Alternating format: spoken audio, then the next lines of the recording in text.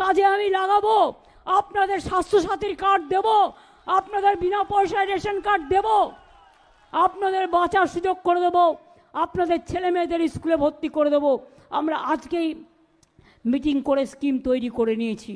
মনে রাখবেন, আমি চলি যখন, আমি হাঁটিও খুব, আমার মাথাও হাঁটে। অন্য কেউ ভাববার আগে আমরা এটা ভেবে নিই। চলে আসুন, কোনো দরকার নেই মুম্বাইতে থাকা আপনাদের। যারা ভালোবাসে না, যারা অত্যাচার করে, কেন থাকবেন?